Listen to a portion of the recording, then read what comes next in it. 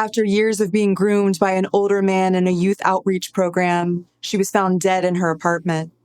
At first, they thought she took her own life, but who does their laundry right before a hanging, especially with a baby on the way? This is the story of Sandra Birchmore, the young woman who was impregnated by a Massachusetts cop, or maybe his twin brother, and what this all has to do with Karen Reed.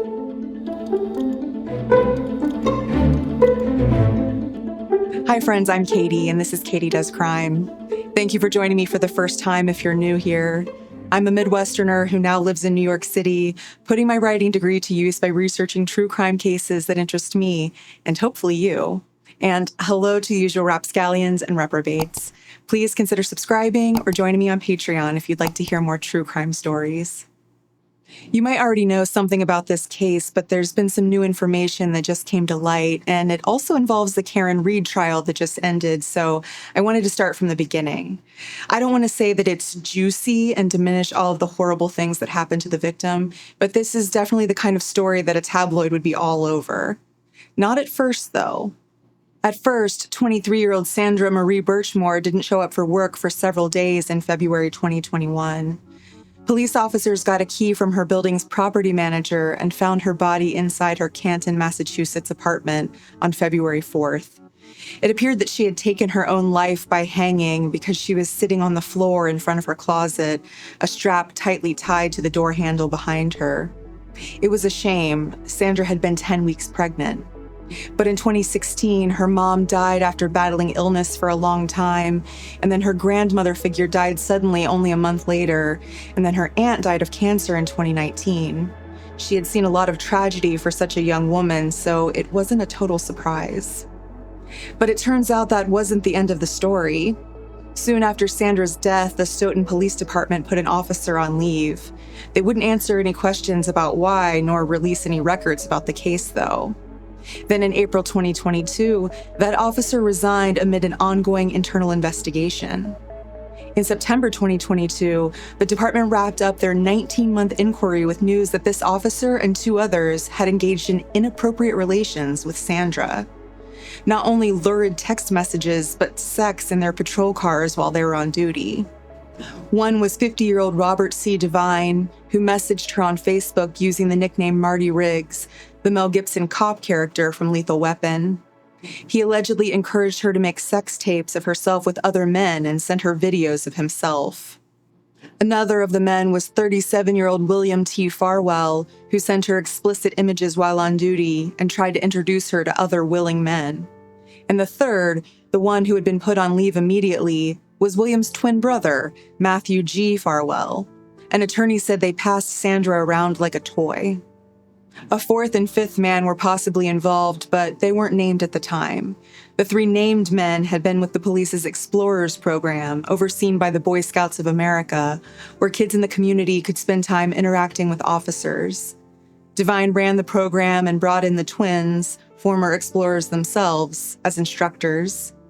The idea was to foster trusting relationships between teens and the police, build character, and basically recruit future officers. But for Sandra, who was only 12 when she joined in 2010, it meant being taken advantage of and then ultimately killed. The main suspect, Matthew Farwell, was a former Army man who worked for the Wellesley Police Department before joining the Stoughton force. He was 27 years old when he began grooming 15-year-old Sandra. And the age of consent is 16 in Massachusetts, but I'm sorry, gross. Even if she was nearly 16, he was an adult and 12 years older than she was. He was also married to another woman. They had 2 children together and one more on the way. Obviously, Farwell said he had no role in Sandra's death and had committed no crimes. But the internal investigation showed that they had exchanged tens of thousands of messages, explicit messages, over the course of years. And in one of them, she had said, "I had butterflies so bad the day you took my virginity. It was April 10, 2013, best day of my life."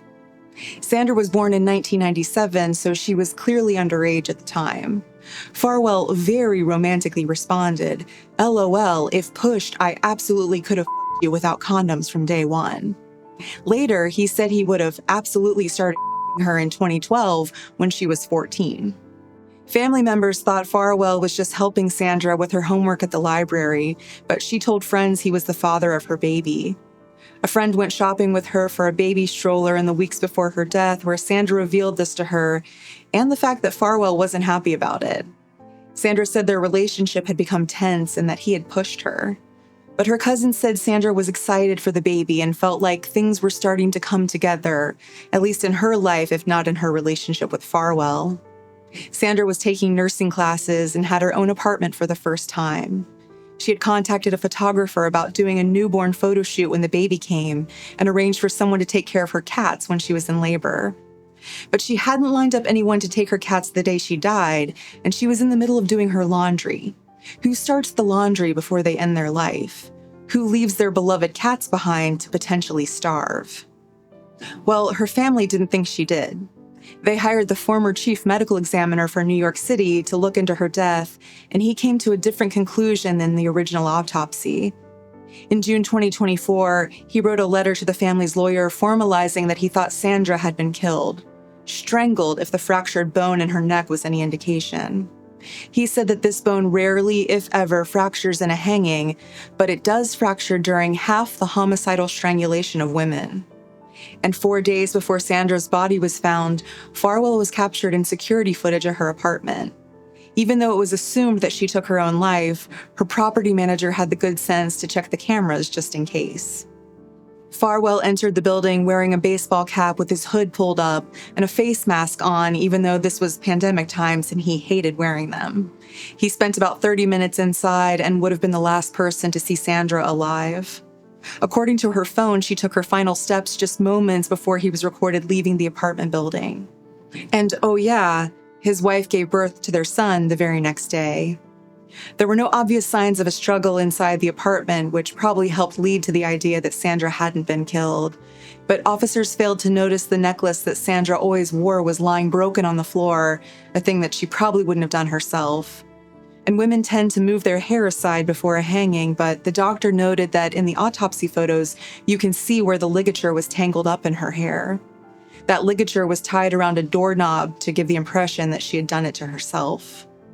Sandra's estate, represented by her mom's twin sister, filed a wrongful death suit in December 2022, naming the Farwell twins, Divine, the police department, and the town itself as defendants.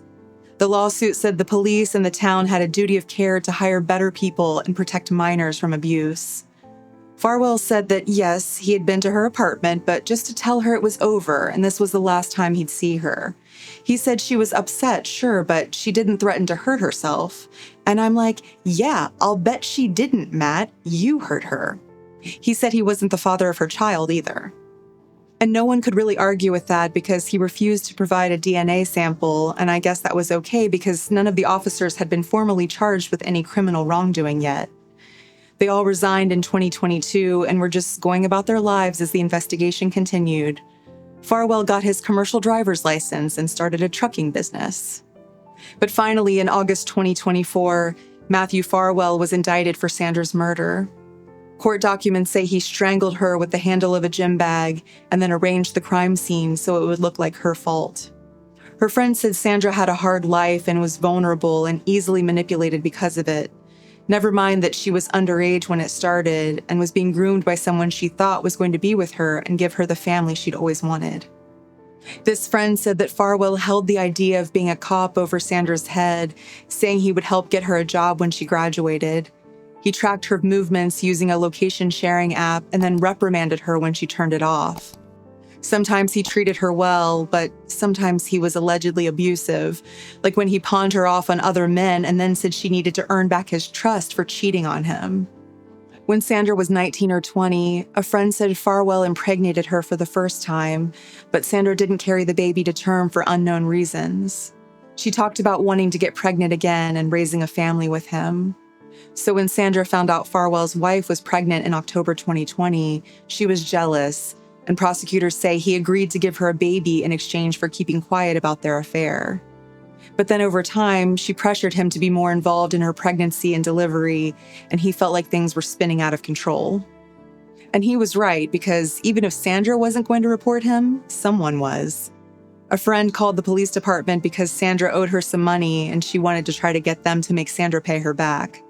The police said that was a civil matter that they didn't handle. So out of anger, the woman spilled the beans about Farwell's relationship with Sandra. When Farwell heard about this, it supposedly made him angrier and more violent. And while Sandra was pregnant, he allegedly put her in a headlock and said he wished she was dead. During the later investigation into her death, Farwell told the state police that he didn't have sex with Sandra until 2020 and that he stopped having sex with her after October 2020, both of which the authorities knew were lies according to text messages between them. He had told her to delete that evidence at some point to cover his tracks. She said, "I did," and he replied, "Good girl." But he didn't know that her iMessages were syncing to her MacBook. Apparently, right at the end, he had suddenly stopped being negative and had become very sweet to Sandra, which had to have made her so happy. She didn't know that when he asked for a key to her apartment, it was to come and kill her. Allegedly. Farwell is in a Rhode Island detention center awaiting his trial. He's pleaded not guilty. In June 2025, anonymous sources told reporters that DNA tests on the fetus had shown that he was not the father of Sandra's unborn child. I guess he wasn't lying about that. It's unclear at this point who the father is or if authorities even know. I'm not sure how much this will change the case against Farwell, if at all. Whether or not he thought the baby was his, he still killed her, allegedly. A date for his trial hasn't been set at the time of this recording, but he faces a minimum of life in prison. He could get the death penalty.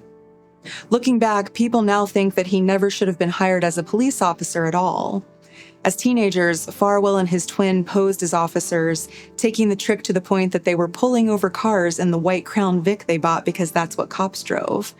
He's been decertified as a police officer now, but it seems like he's the type of guy who should have never been given that much power in the first place, especially over young girls.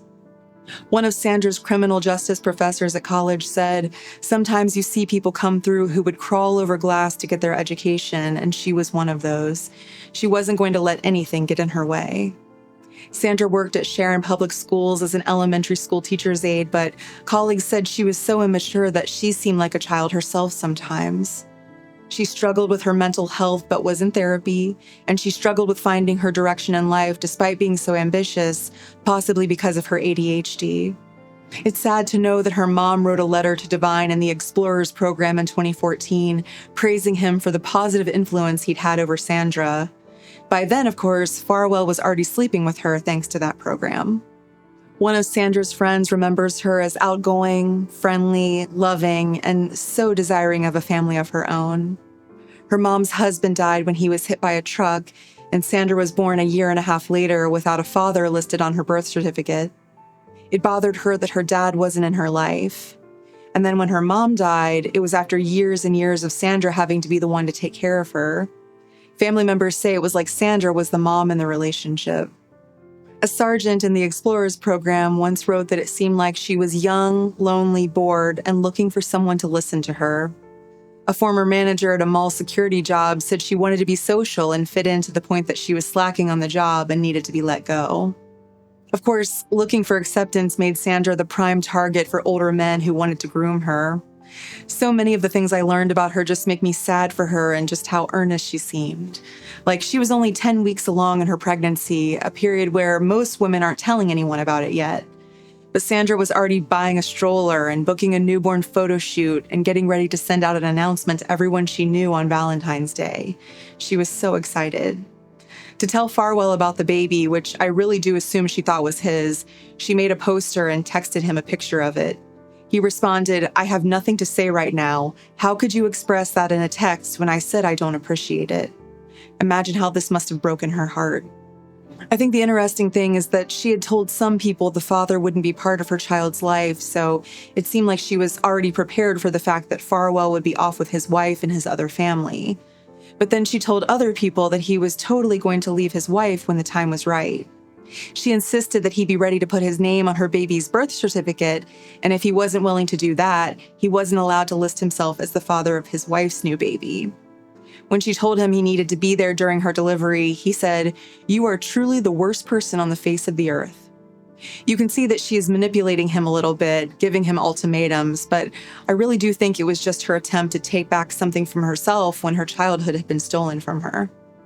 The Stoughton police chief said, Ms. Birchmore was a vulnerable person who had one constant in her life, an unwavering admiration for police officers, of those serving in the military, people in uniform, people with oaths and duties to protect and serve. The admiration led her to form relationships with men who were willing to take advantage of her. The only mantra of good cops must be never again and never ever on my watch. Sandra's friends said the grown-ups were all in on it, like, who was I supposed to tell? And I think that's the way a lot of people feel. The Marshall Project has been looking into abuse and explorer programs like the one Sandra was in and has so far found almost 200 allegations of inappropriate behavior since 1974. And I mean, the authorities in this area of Massachusetts don't have the greatest reputation at the moment. Canton, where Sandra lived, is also where Karen Reed was accused of backing her SUV into her boyfriend, John O'Keefe. Many people believe the police attempted to frame her. And a state trooper who worked both cases coincidentally didn't find deleted data on witness Jennifer McCabe's phone and didn't find any text messages between Farwell and Sandra. Other investigators were later able to find over 32,000 messages between them. But prosecutors argued that nothing about Sandra's case should be allowed at Karen Reed's trial, saying it would result in a trial within a trial. The judge agreed.